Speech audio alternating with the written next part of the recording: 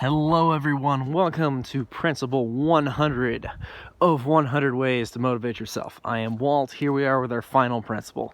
And if you guys are just tuning in and didn't see the 99th one, we are in the pitch black, so sorry about that, and that's not a monitor issue on your end, that would just be my film side. But wanted to finish this one up tonight, walk around the art a little bit, and yeah, here we are with our final principle, Principle 100.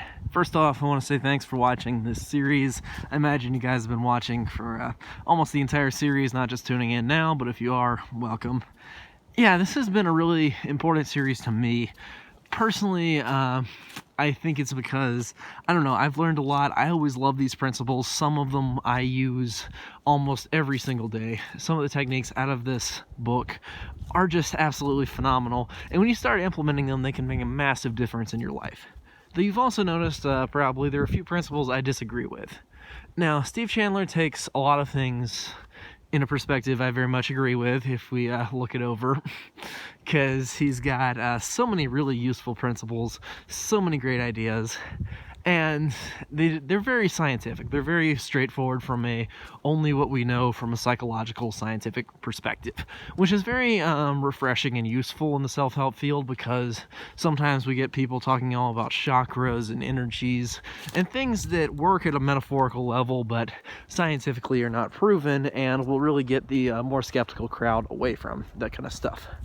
But some of the principles here, as I've said, are also against how you probably want to program your mind, and some of them can be dangerous on the fearful perfectionism side. Now, maybe I just think some of that is a slippery slope because I'm already a very motivated person, but maybe that's just me. Anyway, overall, I'd say it's a fantastic series. Definitely check out the recording, and if you're not going to buy a copy, I am sure that someone has it on YouTube, so check out YouTube, because you can probably find all 100 ways on YouTube. Yeah, anyway, that's definitely worth doing. And yeah, so here we are with our 100th principle. Time to finally get down to it. Principle 100 is to buy yourself flowers.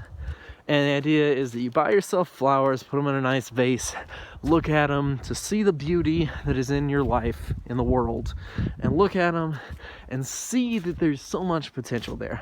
Smell them and how sweet your life is going to be. And he's got a few different sayings about that. And yeah, this is huge because flowers are beautiful. You don't just have to be buying flowers for, a pretty woman kind of thing. You can also buy flowers for yourself just to make yourself feel really good. Now, some people just use this to make themselves feel better, but really it can also show you that there are such sweet things in life. And it gives you a chance to really take time to smell the roses. Yeah, even literally there. But yeah. That's about it for this series. Thank you all for tuning in for these 100 parts.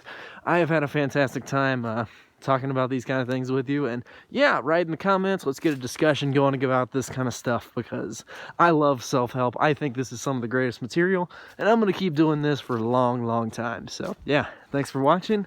Stay tuned. I'll see you in the next series. So yeah, thank you very much. I'm Walt. I'm out.